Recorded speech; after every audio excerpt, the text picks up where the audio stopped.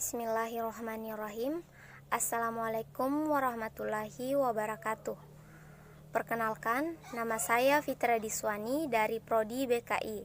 Di sini, saya akan membawakan sebuah ceramah yang terkait dengan gangguan kepribadian dalam Islam atau psikopatologi Islam. Dan di sini saya memilih salah satu gangguan kepribadian dalam Islam, yaitu ria, untuk memenuhi tugas UTS mata kuliah psikologi klinis. Langsung saja, pertama-tama puji syukur kita panjatkan atas kehadirat Allah Subhanahu wa Ta'ala yang tidak pernah berhenti memberikan kita nikmatnya. Salawat beserta salam semoga senantiasa tercurahkan kepada manusia yang paling penyayang di antara manusia lainnya, makhluk yang paling mulia di antara semua makhluk ciptaan Allah Subhanahu wa Ta'ala, yang kita kenal dengan sebutan Nabi Muhammad SAW.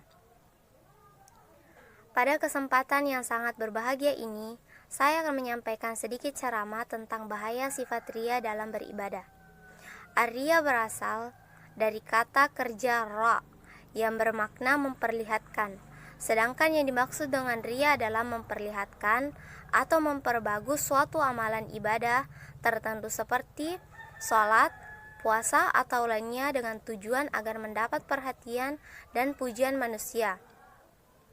Al-Afiyah Ibnu Hajar Al-Asqalani dalam kitabnya Fathul Bari berkata, ria ialah menampakkan ibadah dengan tujuan dilihat manusia, lalu mereka memuji pelaku amalan itu.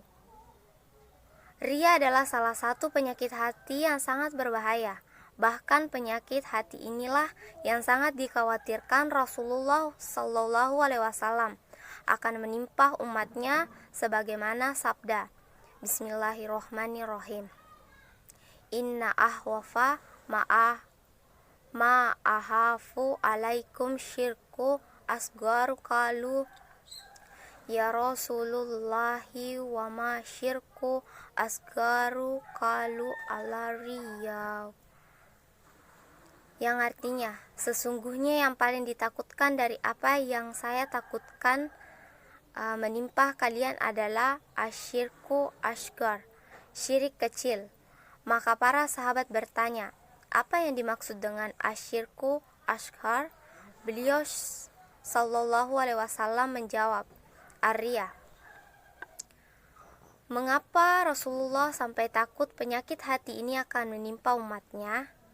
Begitu berbahayakah sifat ria ini? Telah jelas bahwa sifat ria sangatlah berbahaya. Ada sebuah kisah yang menceritakan tentang bahayanya sifat ria ini. Dari Abdullah Hurairah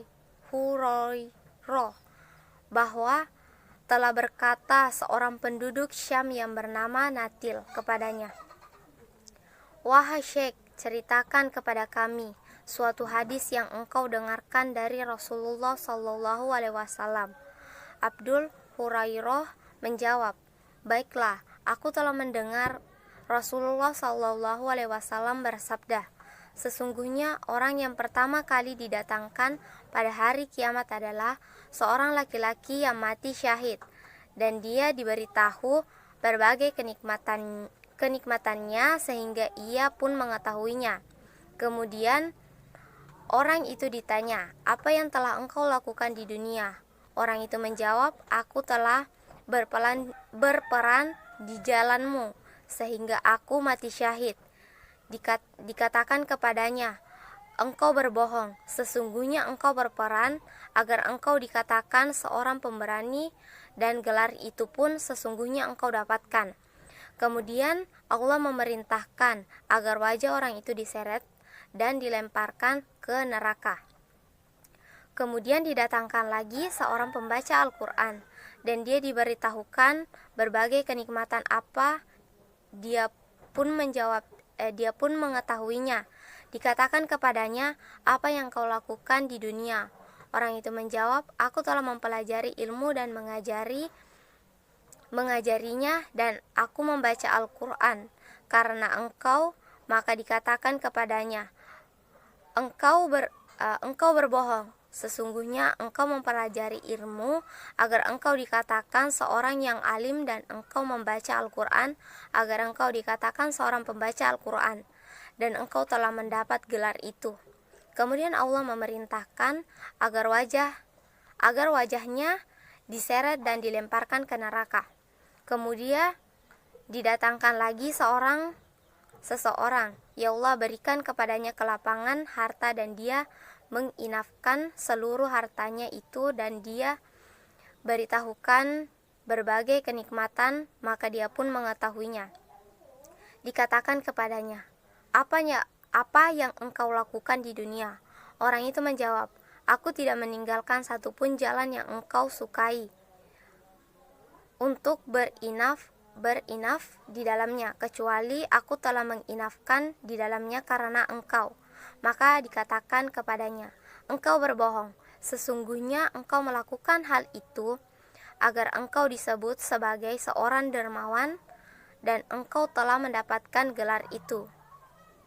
Kemudian orang itu diperintahkan agar wajahnya diseret dan dilemparkan ke neraka.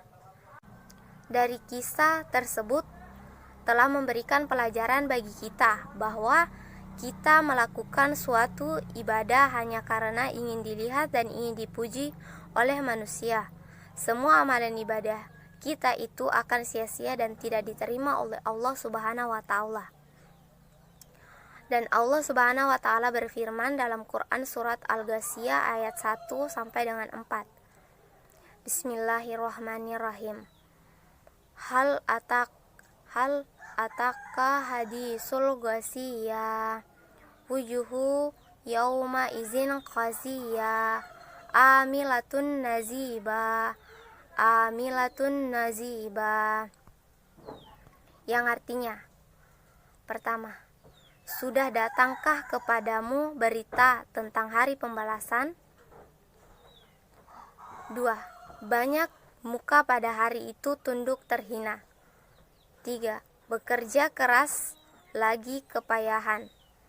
4. Mereka memasuki api neraka yang sangat panas. Itulah bahaya dari sifat ria yang dijelaskan Allah Subhanahu wa Ta'ala di dalam Quran surat Al-Ghasyiyah. Allah menjelaskan bahwa banyak orang ketika di dunia telah melakukan banyak amal ibadah, akan tetapi di akhirat mereka mendapatkan balasan api neraka. Karena mereka melakukan suatu ibadah bukan karena Allah, akan tetapi hanya ingin dilihat dan dipuji oleh manusia. Oleh karena itu, marilah kita membersihkan hati kita dengan memperbanyak istighfar.